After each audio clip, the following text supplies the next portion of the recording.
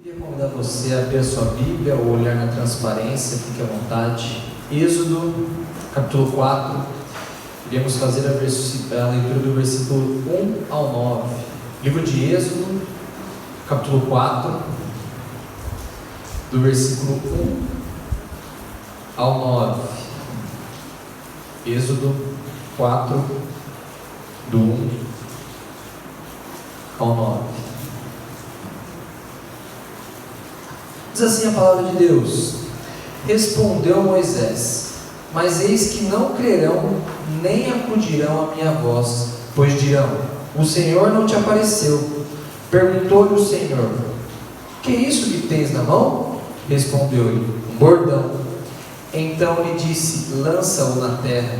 Ele o lançou na terra, e o bordão virou uma serpente, e Moisés fugiu dela. E disse o Senhor a Moisés: Estende a mão e pega-lhe pela cauda. Estendeu ele a mão, pegou-lhe pela cauda, e ela se tornou em bordão. Para que creiam que te apareceu o Senhor, Deus de seus pais, o Deus de Abraão, o Deus de Isaque e o Deus de Jacó. Disse-lhe mais o Senhor: Mete agora a mão no peito. Ele o fez, e tirando-a, eis que a mão estava leprosa, branca como a neve. Disse ainda o Senhor: torna a meter a mão no peito. Ele meteu no peito novamente, e quando o atirou, eis que se havia tornado como o restante de sua carne. Se eles te não crerem, nem atenderem à evidência do primeiro sinal, talvez crerão na evidência do segundo. Se ainda não crerem mediante estes dois sinais, nem te ouvirem a voz, tomarás das águas do rio, e as derramarás na terra seca, e as águas do rio tornar-se-ão em sangue sobre a terra. A mão de Deus demonstrada através da providência.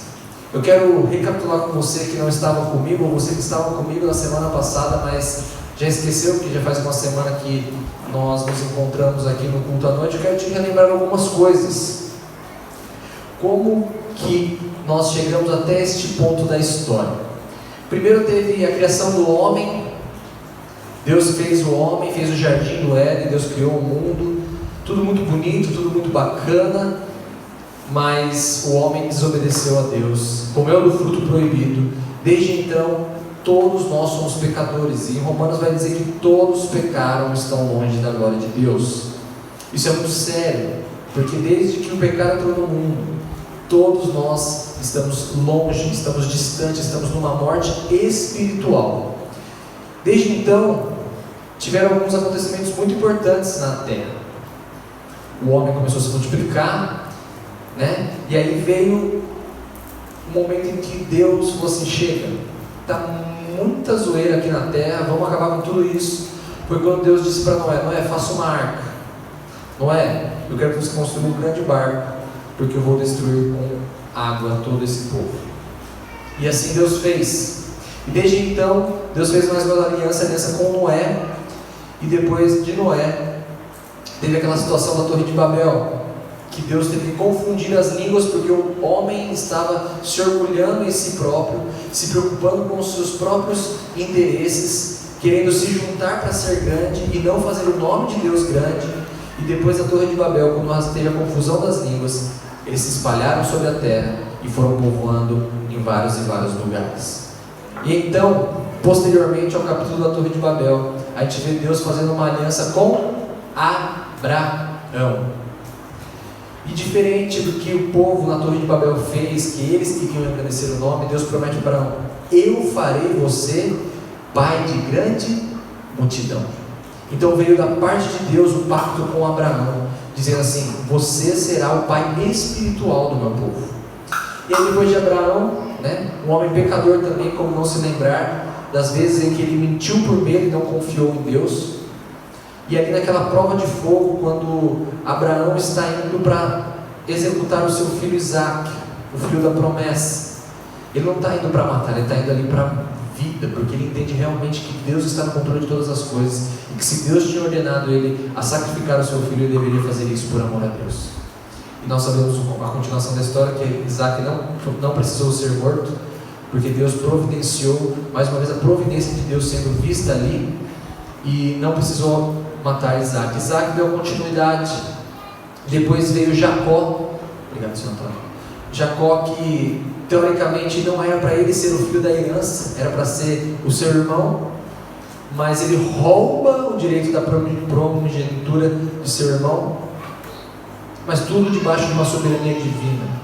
E agora Jacó tem os seus filhos que vão dar agora, depois posteriormente, o nome das tribos do povo de Deus, e um desses que não tem tribos, não deu nome à tribo, é José. José, ele era um homem que decifrava sonhos, um homem que se achava, a gente já fez uma série falando um pouco sobre a vida de José. Ele era um rapaz que era escolhido por Deus, mas ele ainda precisava ser lapidado, e seus irmãos queriam fazer o que com ele? Matá-lo.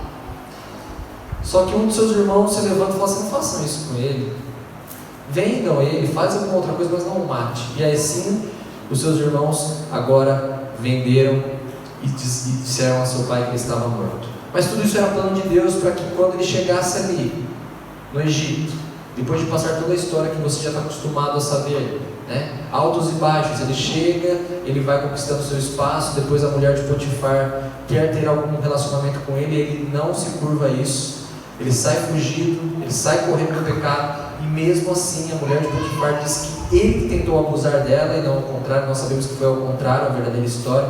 Ele é preso num ato de misericórdia, porque geralmente quem cometia esse tipo de crime merecia a morte, e ele é só simplesmente preso. E depois, posteriormente, ele decifra o sonho dos 7 anos de fartura e dos 7 anos de escassez, e agora ele só é abaixo de Faraó, ele é o governador de tudo. Tudo isso é plano de Deus. E aí, aqueles irmãos que o venderam vão pedir comida para ele, dizendo assim: a gente está precisando de comida, está difícil a situação, a gente não tem para onde ir. E os irmãos, no primeiro momento, eles nem reconhecem a José, mas José, num ato de perdão, ele perdoa, ele ajuda a sua família e traz para morar agora o povo de Deus ali no Egito, para desfrutar da comida, do lugar bom, do descanso, da paz. Só que aí o que acontece? José morre, a maioria dos patriarcas morrem, e aí o povo de Deus começa a crescer, começa a se acostumar com os costumes egípcios, começa a se contaminar com as coisas que o Egito oferece. E aí o outro faraó vem e ele fala assim: não, esse povo aí, eu não quero esse povo aqui, eu vou escravizar esse povo. E nós sabemos, espiritualmente falando, que Deus permite a escravidão porque o povo estava longe de Deus. O povo de Deus estava longe de Deus. Só que cada vez mais o povo de Deus se multiplicava, e o faraó falou assim: tive uma ideia, todos os bebês que forem homens, recém-nascidos, irão morrer. Por quê? Porque o homem tem força. Logo, se aumentasse a população masculina, muito certamente o que ia acontecer? Eles iam se rebelar e querer ir contra o povo egípcio. Então o faraó manda matar todo mundo. Só que tem a história de Moisés, né? Que agora sua mãe pega e coloca ele num cesto, e a gente sabe que o nome de Moisés é tirado das águas, né? Significado: Moisés era guardado por Deus, criado pela filha de Faraó. Isso, você sabe o que é interessante? Que a mãe e os irmãos de Moisés podem ver o crescimento dele. E aí entra numa coisa que eu falei semana passada, que Moisés ele teve 3 ciclos de vida: 40 anos vivendo no Egito, conhecendo os costumes e vendo a necessidade dos hebreus de serem libertos. Então, os primeiros 40 anos de vida de Moisés foi lá dentro do Egito, como um egípcio, vendo a necessidade, vendo como o povo egípcio tratava os hebreus. Depois de 40 anos, quando ele mata um egípcio, ele sai fugindo, porque ele viu toda aquela situação, a opressão que o povo de Deus ali passava, e ele nem sabia direito ainda a sua nacionalidade, quem ele era. E aí, num ato disso, ele vai e sai fugindo para o deserto. Ali ele conhece sua esposa e ele começa a ser pastor de ovelhas. E o que eu disse semana passada foi que os planos que talvez Moisés tivesse para a vida dele Era: estou tranquilo, eu fugi, estou bem com a minha família, tenho uma esposa, eu tenho um sogro que é muito gente boa comigo, me trata bem, estou cuidando aqui tranquilo. Então talvez os planos de Moisés para a vida dele, os objetivos de vida de Moisés eram o quê? Continuar a vida na maré mansa. Só que o objetivo e os planos de Deus para a vida de Moisés eram outros. E aí depois de 40 anos ali, cuidando de ovelhas, amadurecendo, ganhando a maturidade necessária, Deus faz o chamado a ele. E foi o que nós conversamos semana passada no capítulo 3, o capítulo anterior ao capítulo que nós lemos agora. Deus aparece nele numa sarça ardente.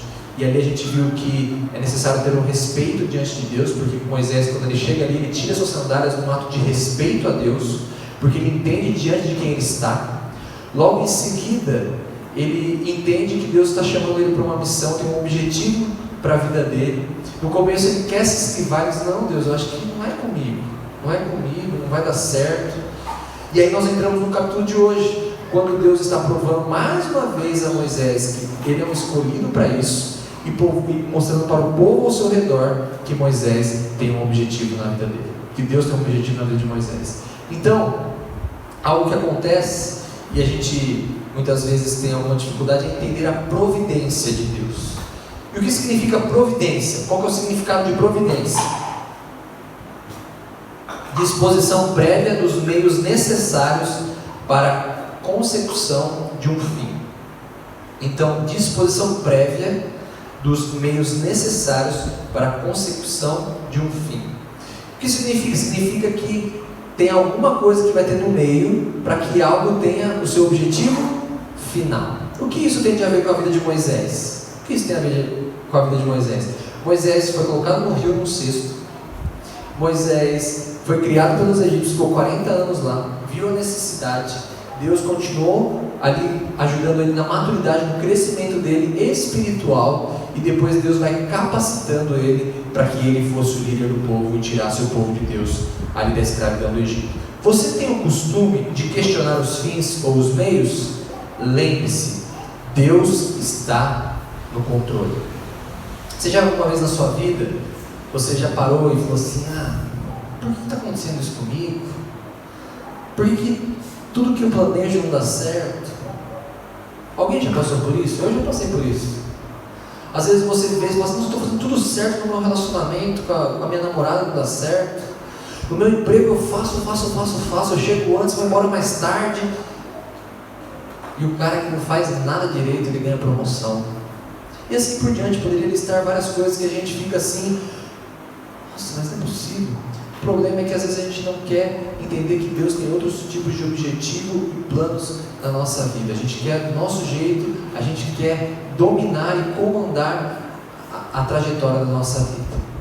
E diz assim, Deus fortalece a fé de Moisés. Então, prova aos israelitas que Moisés era um escolhido, mas hoje eu e você temos a revelação geral.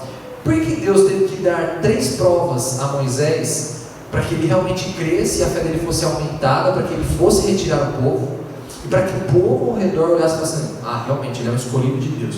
Porque ainda não existia a revelação específica e geral, que é a Bíblia, a palavra de Deus. Hoje nós temos a Bíblia de Gênesis e Apocalipse, totalmente escrita. Só falta uma profecia para se cumprir, que é a volta de Cristo Jesus. Eu sempre gosto de lembrar isso.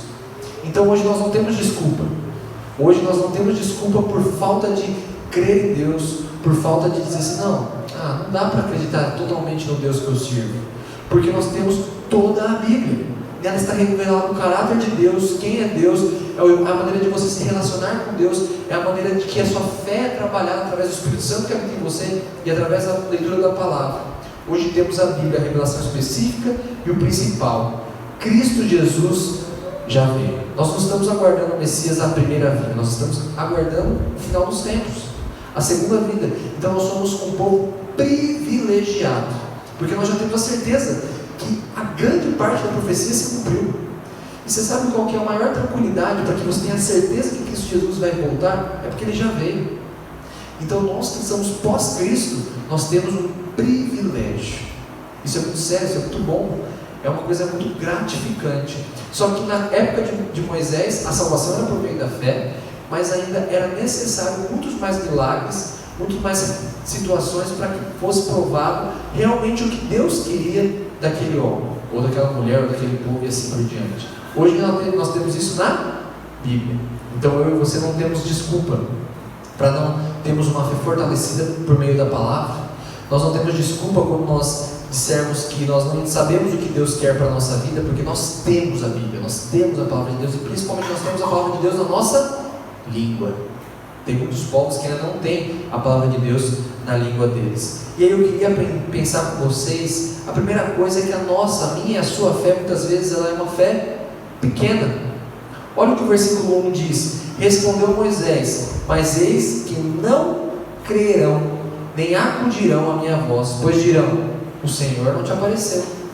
Então, na verdade, o que Moisés está dizendo aqui é o seguinte: Deus, é o seguinte, você está dizendo para eu ir lá tirar o povo, o Senhor me chamou, mas primeiro que ele já não estava acreditando muito. Se você voltar um pouquinho no capítulo anterior, no final do capítulo anterior, ele tenta dizer que ele não é bom de fala, ele tenta dizer que não vai dar certo, que não é para ele aquilo, ele vai dizer assim: não, Deus, eu acho que você está meio enganado, eu acho que você chamou eu, mas foi por engano, porque eu não falo direito, tenho problema na fala. E Deus fala: fique tranquilo, eu sou contigo, é você que eu escolhi, é você o levantado por mim. E aí ele fala assim: mas tá, agora ele diz assim: tudo bem, o Senhor já me convenceu, mas as pessoas ao redor, para dizer que realmente eu sou escolhido para ir lá tirar o povo, o que o povo hebreu vai dizer? E aí isso prova que a fé daquele que viu a sarça pegando fogo e não se consumia, e nós entendemos, e eu trouxe para vocês a semana passada, o porquê do simbolismo da nossa sarça ardente. Porque nos primórdios da igreja, por que usamos esse símbolo da sarça? Nos primórdios da igreja nós usamos esse símbolo porque nós estávamos no meio do fogo, o povo de Deus estava no meio do fogo, mas ele não era consumido, ele não era tomado pelos inimigos. E é assim que é até hoje. Nós estamos no meio de uma situação caótica espiritualmente falando, mas aqueles que são filhos de Deus, são filhos da promessa, estão sendo cuidados por Cristo. E aí a gente percebe que Moisés tinha uma fé pequena e nós também temos ainda hoje uma fé pequena. É muito interessante alguns pontos que eu queria trabalhar com você: a incredulidade do povo de Moisés, mesmo perante os fatos já acontecidos. Mesmo ali a sarça pegando fogo e não queimando, mesmo a situação lá, porque a história vai contar isso, mesmo Deus tendo cuidado do povo, não deixando o povo padecer de fome, o povo ainda tinha uma incredulidade dentro do coração. Depois a gente começa a perceber que a nossa incredulidade, os nossos questionamentos ainda hoje, eu e você não mudamos nada, nós continuamos sendo muitas vezes incrédulos de coração. Outros homens também já questionaram a Deus. Isso é porque nós somos pecadores e acontece. Jó é um exemplo desse, apesar de ele ser um exemplo de fé. Muitas vezes no livro de Jó a gente vai ver alguns questionamentos de Jó. Ele não negou a Cristo, não negou a Deus, mas ele questionou muitas vezes por que estava acontecendo aquilo. A gente pode ver também o profeta Abacuque perguntando assim para Deus: por quê? Por que essa situação com o povo? Por que o Senhor está permitindo isso? E a gente pode lembrar também de Jonas, que quando Deus falou algo para ele, ele fingiu que, não, beleza, é isso mesmo, eu vou para lá, e foi querer para outro caminho pela incredulidade do coração dele, raiva e outras coisas também que tem na história de Jonas. Mas eu queria usar o exemplo de Acaz. Ele não pediu prova a Deus. Ele era um rei que não era um rei segundo o coração de Deus, mas no momento em que a situação está apertando, o profeta Isaías diz para ele pedir prova. Ele não pede, mas Deus dá a prova para ele. Por quê? Porque, como eu expliquei antes, naquele tempo era natural que Deus mandasse mais provas ao povo dele, porque não tinha a revelação que era a Bíblia. Não que Deus não possa fazer milagre hoje, não que Deus não continue sendo o mesmo ontem, hoje será para sempre, mas nós temos a revelação que é a palavra de Deus. E aí lá em Isaías 7, versículo 11 ao 14 vai dizer: pede ao Senhor teu Deus um sinal, quer seja embaixo nas profundezas ou em cima nas alturas. Acaz, porém, disse: não pedirei, nem tentarei ao Senhor. Então disse o profeta: ouvi agora o caso de Davi. Acaso não vos basta fadigar dos homens, mas ainda fatigais também o meu Deus? Portanto o Senhor mesmo vos dará um sinal: eis que a virgem conceberá e dará à luz um filho, e lhe chamará Emanuel. Qual é essa promessa? A promessa no Antigo Testamento ali agora, que o libertador viria, que é Cristo, o Senhor, Emmanuel, Deus conosco. Essa é a maior prova que Deus enviou ao mundo, o seu único Filho Jesus, para morrer na cruz e para transformar a incredulidade do meu e do seu coração agora em uma fé genuína, uma fé que transforma a vida do pecador. E agora um parênteses antes de entrarmos nas provas de Deus e entender por que Deus usou 3 provas. Eu quero te perguntar: qual tem sido a incredulidade do seu coração?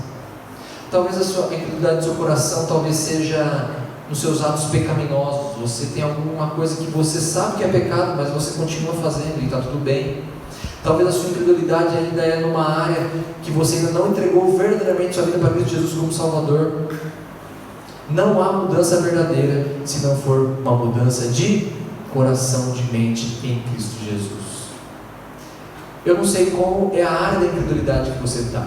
Se você ainda está numa área totalmente cega pelo pecado, que você nem sabe direito quem é Cristo, hoje é a noite de salvação, hoje é a noite de transformação, e você ainda há tempo. Enquanto você está vivo e Cristo não volta, você pode realmente reconhecer a Cristo Jesus como seu Salvador.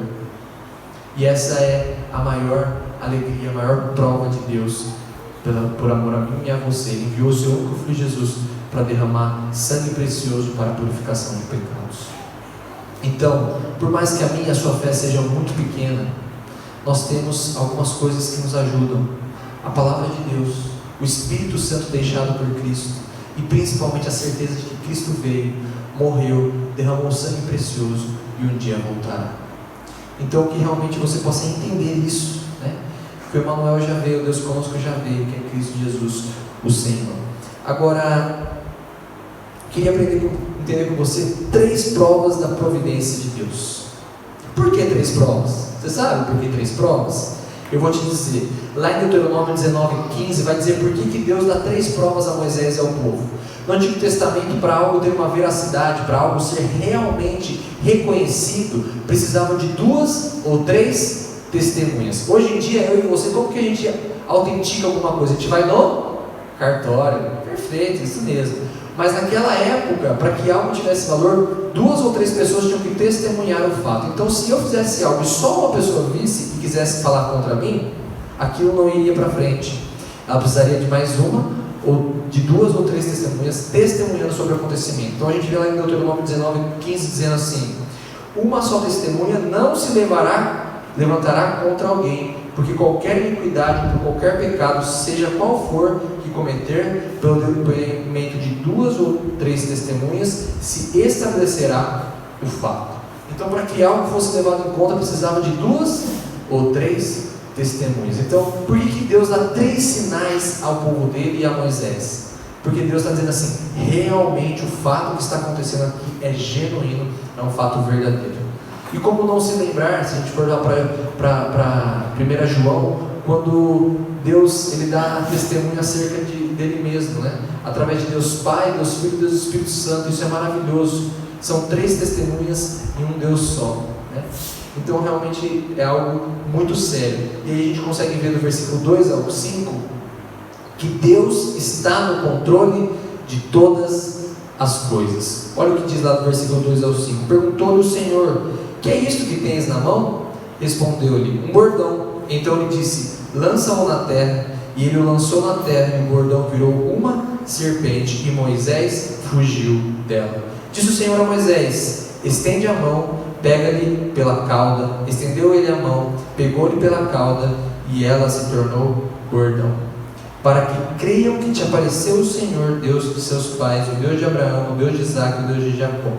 Então a gente vê que Deus está no controle, porque o primeiro milagre agora é feito.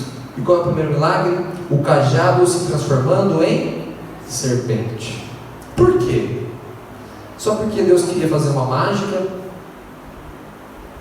e assustar todo mundo, falar: não, realmente, Deus está. Por quê? Um cajado e uma serpente tem um porquê. Deus não faz as coisas ao acaso. E tem um porquê.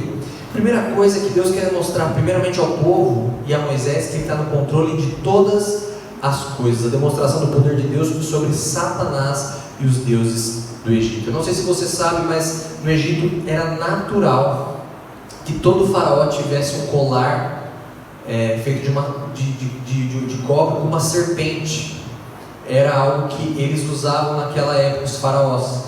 E aí a gente vai entender também, se a gente voltar lá no Jardim do Éden, qual foi o animal, né, que convenceu o ser humano de comer do fruto. Foi a serpente. O que Deus está querendo mostrar aqui para Moisés é: eu tenho domínio sobre qualquer ação do maligno, eu tenho domínio do Egito, eu tenho domínio de todas as coisas, eu tenho domínio de Satanás na minha mão. Então o que Deus está querendo mostrar é exatamente isso, que Ele está no controle de todas as coisas. Ele está querendo dizer assim: fique tranquilo, tudo que eles fazem lá, tudo que acontece lá, que eles cultuam outros deuses, que eles têm uma aparência de poder, isso está debaixo da minha soberania e do meu controle. Fique em paz, fique tranquilo. Então Deus está ali agora mostrando o seu poder autoritário sobre qualquer obra do inimigo, sobre qualquer obra do maligno e do Egito. Porque no Egito a gente sabe que o povo de Deus se contaminou ali, mas Deus está mostrando que é Ele quem manda, que tudo está debaixo do controle dele. Como não pensar em Gênesis 3,15, como citei? Ele diz assim: porém inimizade entre ti e a mulher, entre a tua descendência e o seu descendente, este te ferirá a cabeça e tu lhe ferirás o calcanhar. Aqui está falando de quem? De Satanás. Só que tem lá em Romanos 16:20 vai dizer: e o Deus da paz em breve esmagará debaixo dos vossos pés a Satanás. A graça de nosso Senhor Jesus seja convosco. No dia do juízo, Cristo esmagará a cabeça da serpente. Não há nada. Satanás tem prazo de validade, ele já está vencido. Ele não tem domínio eterno sobre este mundo. Ele é o príncipe, mas ele não tem domínio sobre o povo de Deus, e principalmente ele nunca terá o poder do mundo em suas mãos. Um dia Cristo voltará em glória e esmagará a cabeça da serpente. E qualquer obra do inimigo, qualquer coisa que o inimigo tenha tentado contra mim, contra você, com qualquer pessoa que seja povo de Deus, isso será aniquilado ali, através de Cristo Jesus. Isso foi maravilhoso quando Cristo veio na cruz e derramou sangue precioso, mostrando o seu poder e a sua glória. Então, o primeiro milagre do cajado e serpente é: eu tenho o domínio do Egito aqui, nas minhas mãos, fique tranquilo, estou no controle, é eu quem mando. E eu já contei para vocês uma história de uma menina, de uma mulher, para ilustrar, que ela estava passando fome na casa dela. Isso é uma história, até onde eu sei, uma história verídica. E que ela começou a clamar a Deus: Senhor, eu não tenho mais para onde socorrer, não tenho mais para quem pedir, já fiz tudo o que eu podia, não tenho comida em casa. Do lado da sua casa tinha uma mulher que mexia com macumba, e ela sabia que aquela mulher estava passando dificuldade.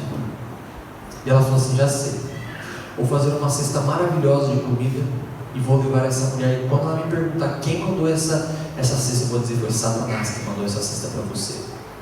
E assim fez aquela mulher, fez a cesta maravilhosa, tocou a campainha e falou assim: vizinha, vim trazer uma coisa para você. Ela olhou aquilo e falou: nossa, muito obrigado, agradeceu, pegou a cesta, virou as coisas, estava indo embora. Ela falou assim: ué, já não gostou, mas você não vai perguntar quem mandou essa cesta?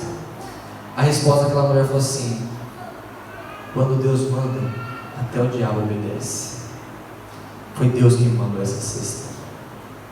Então, por mais que o inimigo tenha alguma ação, isso está vencido, foi vencido na cruz, e um dia isso será totalmente aniquilado para aqueles que são filhos de Deus, e teremos uma eternidade com Cristo, uma vida eterna maravilhosa com Cristo Jesus. Então, a primeira coisa que ele mostra é que tem o controle de tudo e de todos. Então, nós temos que acreditar que Deus está no controle de todas as coisas. Não sei o que você tem passado, não sei quais são os pecados que você luta, eu não sei quais são as dificuldades que você tem, mas uma coisa eu sei: Deus está no controle de todas as coisas. Depois, o segundo milagre é: Deus tem poder para salvar e para curar, né? Disse-lhe mais o Senhor: mete agora a mão no peito. Ele o fez, e tirando-a, eis que a mão estava leprosa, branca como a neve. Disse ainda o Senhor: torna a meter a mão no peito. Ele a meteu no peito novamente, e quando tirou, eis que havia tornado como restante de sua carne. Deus tira os israelitas de seu ambiente de contaminação. É a promessa de que Deus iria tirar os israelitas do ambiente de contaminação e os curaria, mas primeiro puniria os egípcios com aflições naquele momento. Então, por que a mão leprosa? É Cristo mostrando, é Deus mostrando que o povo está doente, o povo está longe de Deus, mas que Deus os curaria. Hoje ainda, nós vivemos uma escravidão muitas vezes espiritual. Antes de nós crermos em Cristo Jesus como Salvador, nós somos escravos do pecado. Mas uma vez que o sangue de Cristo Jesus entra na nossa vida, nos purifica, nós somos agora libertos, somos chamados para sermos livres pela cruz de Cristo. Então, Deus transforma qualquer realidade e principalmente salva o pecador. Hoje ainda há uma escravidão, não física, mas espiritual. Ali, era nítido que o povo estava contaminado com aquela situação. O povo estava totalmente longe de Deus, porque já estava contaminado por aquilo que passava no Egito. Mas Deus está mostrando para Moisés, não sei se você sabe, mas muito antigamente, não precisa ir muito lá atrás, antigamente a lepra era uma doença que?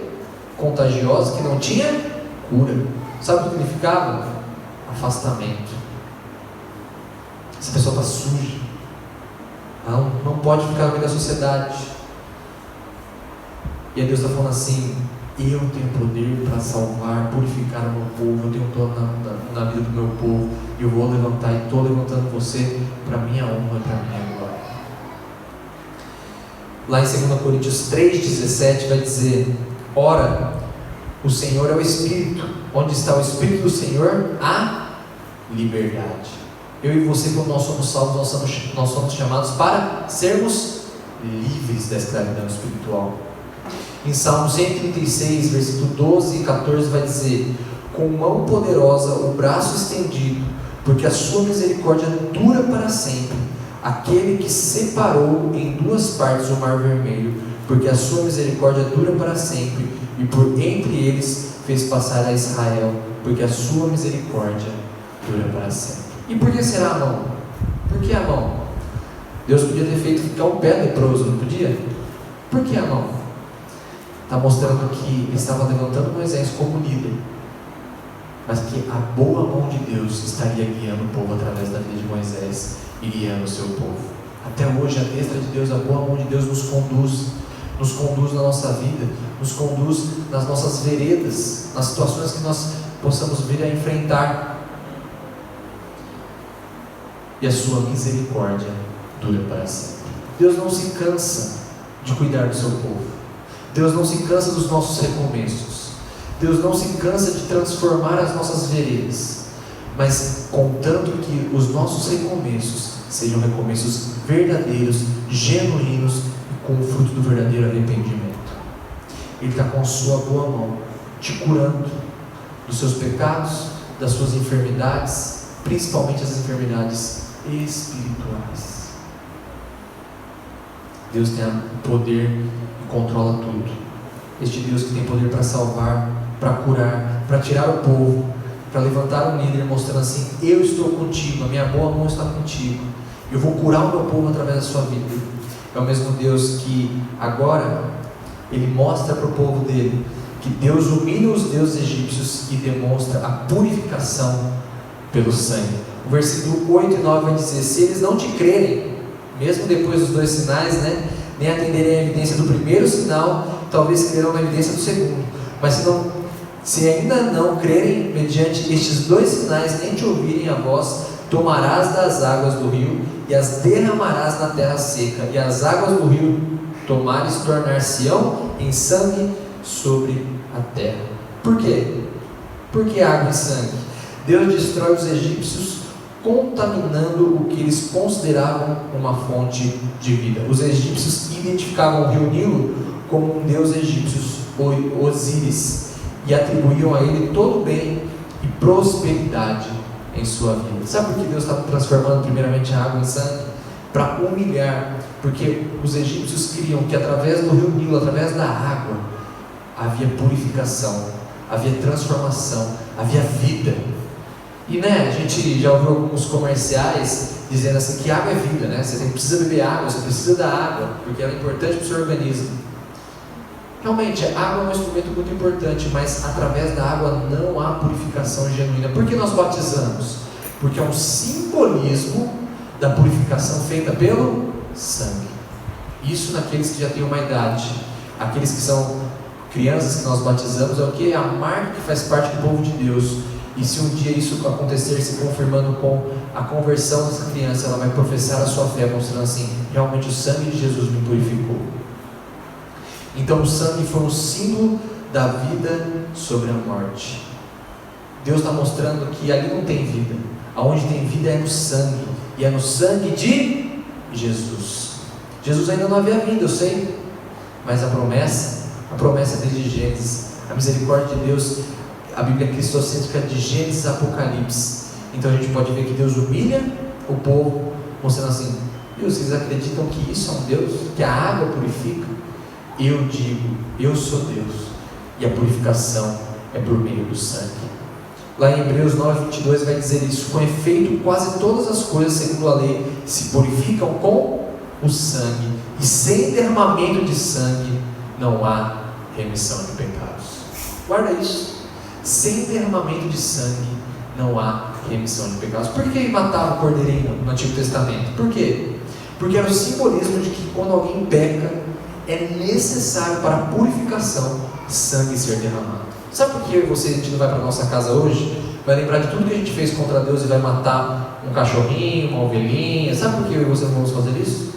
Porque o sacrifício perfeito, o Adão perfeito veio, viveu entre nós, nasceu, se humilhou, nasceu de uma virgem, se humilhou, morreu morte de cruz como um malfeitor, porque estava carregando o meu e o seu pecado, derramou sangue precioso para que nós tivéssemos purificação e agora sermos herdeiros de Deus.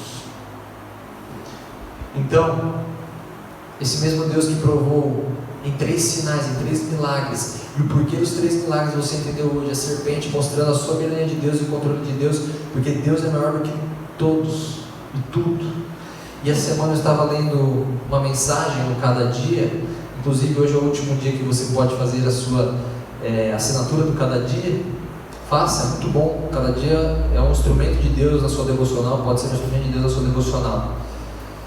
Não existe, não é que Deus, Ele é um Deus que vai transformar a sua vida. Ele é o único Deus que pode transformar a sua vida. Não há salvação em outro. Não há salvação em nenhum outro. Nenhum nome foi dado a não ser o nome de Cristo Jesus, que importa que sejamos salvos. Aí eu te pergunto: o que falta acontecer para você crer que esse Deus é o Deus criador de todas as coisas e que tem cuidado da história do seu povo até aqui? Você é povo de Deus, eu sou povo de Deus. Nós somos o Israel de Deus espiritualmente falando. Nós somos herdeiros daquilo que Deus prometeu, e Ele é fiel à sua palavra. Só a purificação com derramamento de sangue. Concluo então a minha mensagem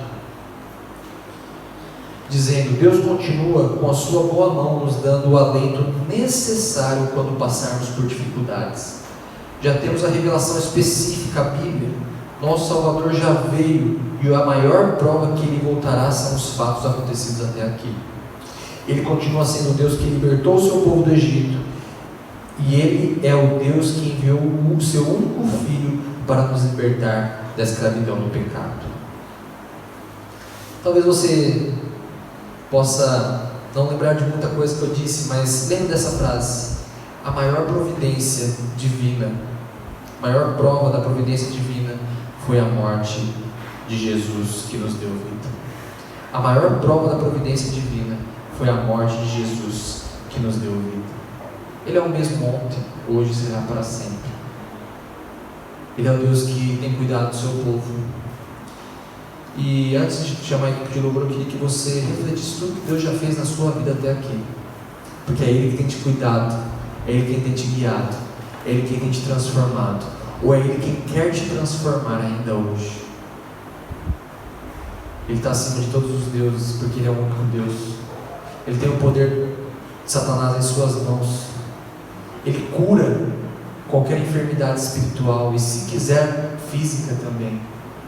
Ele é o Deus que derramou sangue precioso para que você tivesse vida. Pensa na sua história, não sei quantos anos exatamente cada um tem aqui, eu sei mais ou menos a idade do pessoal. Eu estou com 28, e se eu olhar para trás, eu vou ver a providência e a mão divina de Deus na minha história até aqui. Que você reconheça isso perante Deus. E que nesse novo ano que está começando, o seu objetivo seja os planos de Deus para a sua vida e não os seus planos. A transformação na cruz de Cristo. A vida após a morte espiritual. E é Cristo Jesus, o nosso Salvador. Queria convidar a equipe de louvor para vir à frente. Pense nisso. O que Jesus tem feito. Se realmente a incredulidade do seu coração já foi quebrada. Se o que falta no seu coração às vezes é a entrega, a confiança na providência divina. Esse Deus que providenciou sinais a Moisés e levantou Moisés para tirar o povo do Egito, é o Deus que fala com você hoje.